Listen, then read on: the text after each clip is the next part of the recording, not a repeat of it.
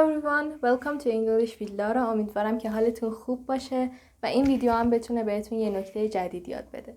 اگه تا الان کانال رو سابسکرایب نکردین حتما سابسکرایب کنین و اگه ویدیو براتون مفید بود حتما لایک کنین. In today's video we're going to talk about parts of speech in English. توی این ویدیو قصد داریم که اجزای کلام یا جمله رو در انگلیسی یاد بگیریم. اگر آموزش های کتاب آکسفورد ورد اسکیلز رو دنبال میکنید توی درس 6 آکسفورد هم به این نکته یعنی اجزای کلام اشاره کرده. و توی ویدیوی امروز قراره با هم اجزای تشکیل دهنده جمله رو در انگلیسی که یکی از مهمترین و پایه ترین گرامر هست رو به طور جامع با هم یاد بگیریم. کلمات انگلیسی با توجه به کاربردشون داخل جمله قرار میگیرن که به 8 دسته تقسیم میشن که من حروف تعریف رو هم داخل این ویدیو توضیح دادم و در آخر ما داخل جمله میریم نگاه میکنیم و ببینیم که کاربردشون چیه و کجای جمله قرار میگیرن. پس با من همراه باشید. دسته اول نون یا اسمها هستن.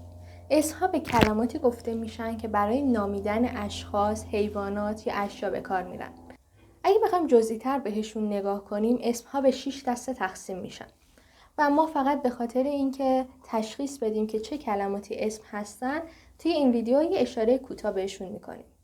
دسته اول اسامی انتزاعی یا مفهومی هستن که بیشتر برای حواس ما استفاده میشن، مثل love, hate, power یعنی عشق، قدرت و نفرت. دسته دوم اسامی فیزیکی یا قابل لمس هستند، مثل table, car, pencil، میز، ماشین یا مداد. دسته سوم اسامی عام برای مکان‌ها یا اشیا هست، مثل school. دسته بعدی اسامی خاص هستند که اسم افراد جزو این دسته قرار میگیره. و دو دسته بعدی اسامی غیر قابل شمارش و قابل شمارش هستند که اسامی قابل شمارش به اسامی گفته میشه که میتونیم به صورت جمع یا مفرد استفادهشون کنیم و قابل شمارش هستند، مثل بوک، پن، پنسل، کتاب، خودکار. و اسامی غیر قابل شمارش رو ما نمیتونیم جمع ببندیم. این موضوع خیلی میتونه گسترده تر باشه و من حتما یک ویدیو در رابطه با این موضوع درست میکنم. برای اسامی غیر قابل شمارش میتونیم این مثال ها رو بزنیم: تایم، دیتا، زمان، اطلاعات. دسته دوم پروناون یا ضمیر هست. ضمیر در جایگاه و به جای اسم قرار میگیره که میتونه به صورت فاعل یا مفعول بیاد. ضمیر مثل he, she, I, you, we و غیره. بحث ضمایر میتونه جدا باشه و حتما آموزشش داخل کانال گذاشته میشه. دسته سوم ورب یا فعل ها هستن. فعل ها بیانگر یک عمل یا یک حالت میتونن باشن. State verbs and action verbs.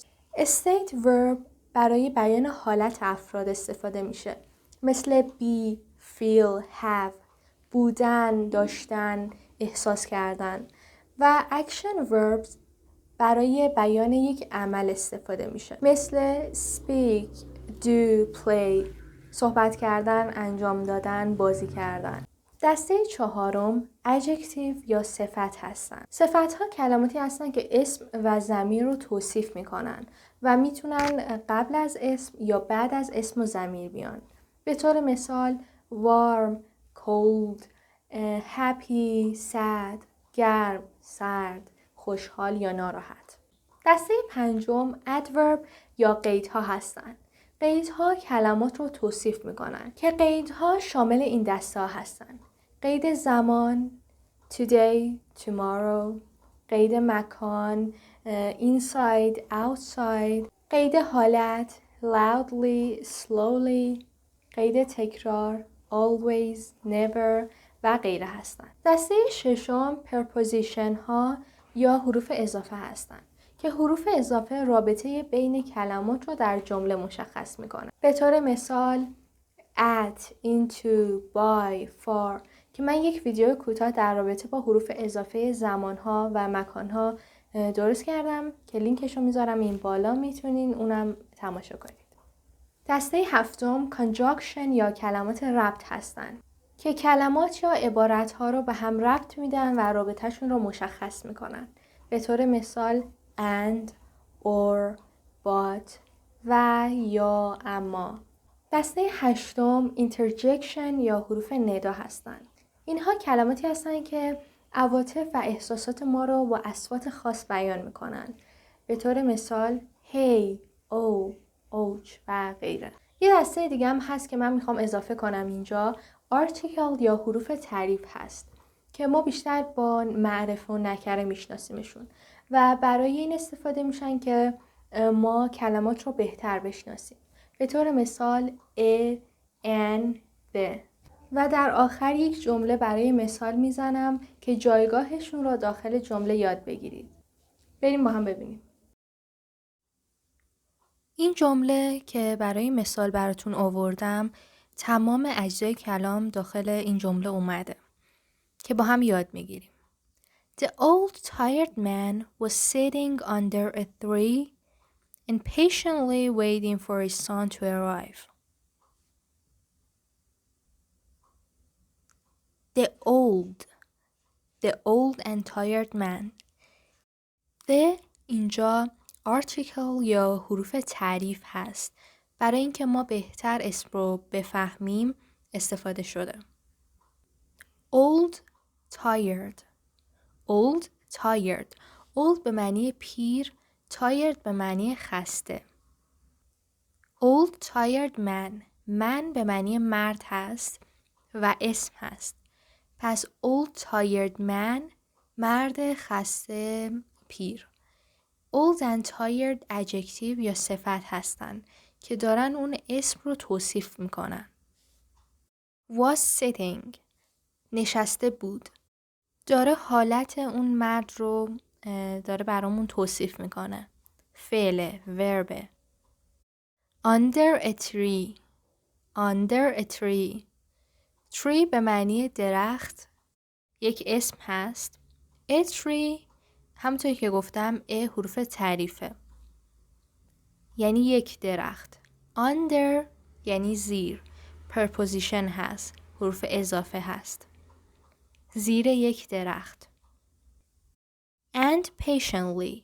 And conjunction یا کلمه ربطمونه به معنی و که داره دو تا جمله رو به هم مرتبط میکنه، به هم ربطشون میده. And patiently. Patiently یعنی با صبر، با حوصله یا با صبوری. Patiently ادوربمون یا قیدمونه. قید حالته، داره اون حالت مرد رو بیان میکنه. Patiently waiting. Waiting یعنی منتظر بودن. یعنی با صبر و حوصله منتظر مونده. Waiting باز اینجا فعل هست. For برای. For باز هم preposition یا حرف اضافه هست. His son. For his son. son به معنی پسر هست و اینجا هم اسمه. His son پسر او. His pronoun یا ضمیر هست که میتونه به جای اسم بیاد. Patiently waiting for his son to arrive. To arrive رسیدن. اینجا هم to arrive فعلمون هست. ما توی این جمله تمام parts of speech یا اجزای کلام رو در زبان انگلیسی یاد گرفتیم. امیدوارم که ویدیو براتون مفید باشه. هر سوالی داشتید میتونید داخل کامنت ها از من بپرسید. یادتون نره که بقیه آموزش ها رو هم ببینید و کانال رو به دوستاتون هم معرفی کنید. لایک و سابسکرایب هم فراموش نکنید. ممنون که ویدیو رو تماشا کردید.